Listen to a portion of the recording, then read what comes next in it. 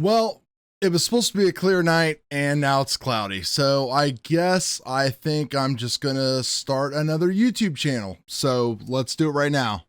What's up, guys? My name is Chad and you are on the Easy Astro Images channel.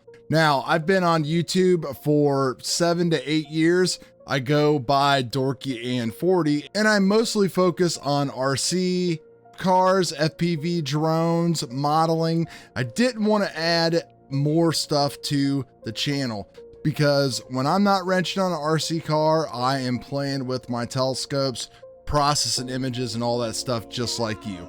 We are in the golden age of astrophotography right now.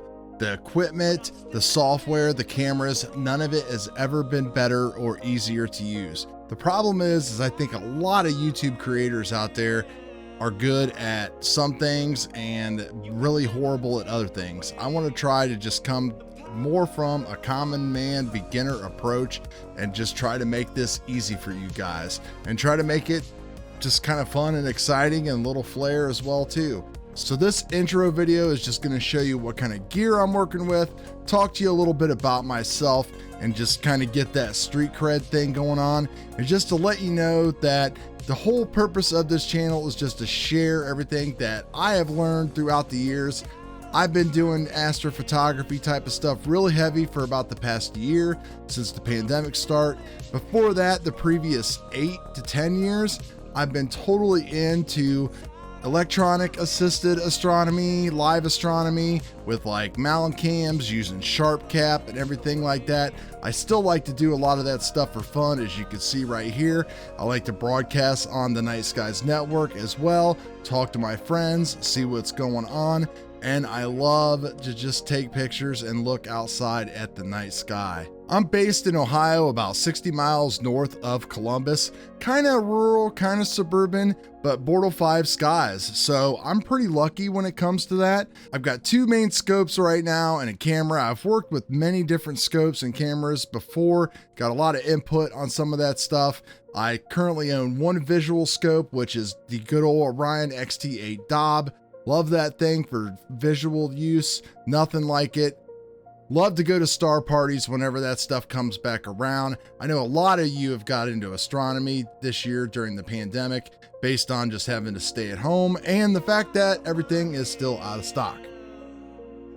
So it's galaxy season right now, guys, and we all know what that means. That means you might want to use a wider field to capture big pictures of galaxies like I've been doing with my Rasa 8, which I'll show you here shortly.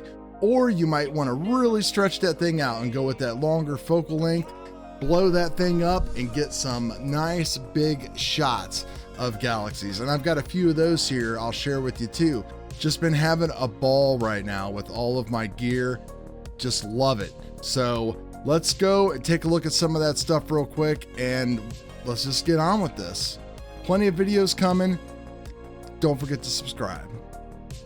So it's galaxy season, guys, and this is the rig. This is what I'm using. We've got the 6-inch RC going on, Richie Crichton, however you want to say it. Rocking the ASI 533 MC Pro. Perfect match for this and for my Celestron Rasa 8. Great image scale.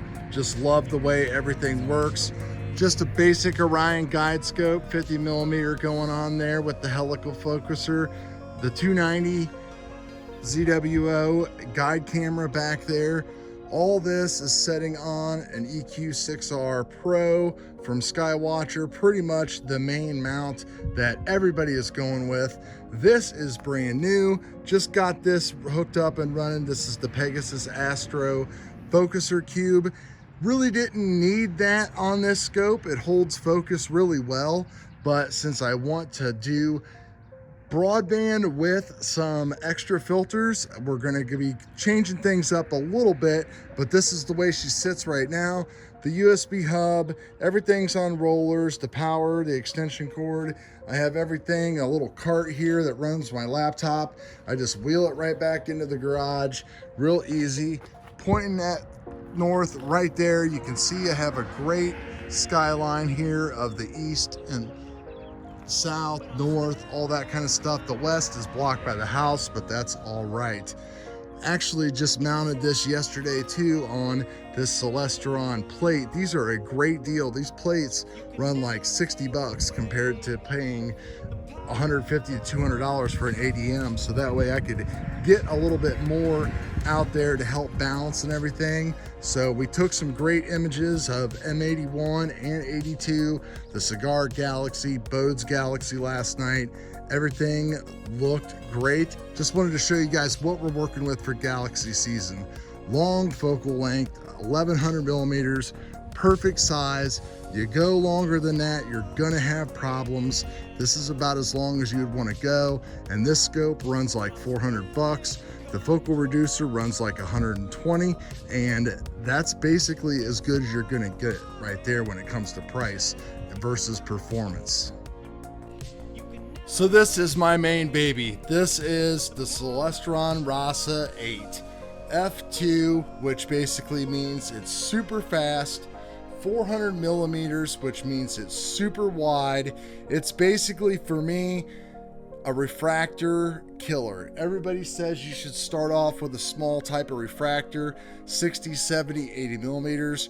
Great scopes, but this thing is just so easy because it just captures data fast. It's super wide. All the attachments that you get for it, there's no guessing games. You just basically get the right spacers and everything just kind of threads on. You know, the only downside to this is you can't use it for visual astronomy, but who really cares, because we're doing astrophotography here. You can see I've got the ZWO autofocuser on there, so I don't have to work with any type of focusing on it at all. Run that in Nina or whatever, or with the ASIair Pro, which I like to use sometimes. I'm kind of on and off about it depending upon how well the software works. I get way better results using Nina and PhD2 with multi-star guiding, all of this software that we can talk about down the road in future videos. But I've got some of my cables just kind of attached here still. I use these nice little cable routers I get from Amazon to just kind of help hold things, make it a little bit cleaner.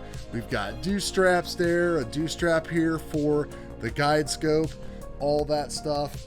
Just love this thing. It's been my dream scope to get, and I finally just got it a couple months ago, and it is not disappointed. Just take a look at some of these images that I've captured with it. So here's just a few images that I've been working on lately. This was with the Rasa before I took it off. This is just a live stack through sharp capture of the galactic face, Marcanian's chain, really cool. Got more to take a look at here. We've got an M101 going on here. This was with the Rasa 8. This was just a live stack that I processed a little bit in PixInsight with some of the easy processing tools. Lots of stuff coming up about that. And if we look inside PixInsight, you can see some of the stuff here that I've been working on. This is a single night of M82 that I worked on, and we're going to be collecting more and more data of this, maybe throw in an HA filter in front of our color camera to make these reds pop right here. We've got some more going on here with M81, Bode's Galaxy. You can see that. This was the second night of imaging, and over here is the first night of imaging. So I'm going to do the next video on Astro Pixel Processor, and we're going to go over how I got to this state right here. These are ready to go to just start working in PixInsight, Photoshop. I've been trying them all that kind of stuff. So there's going to be tons of content about all this stuff coming up on the channel. So I hope you guys decide to join me on this journey and let me try to teach you, and you guys teach me something as well. It's going to be super fun. Cannot wait to get it started. This channel intro video is over, and we will see you on the next one. Peace.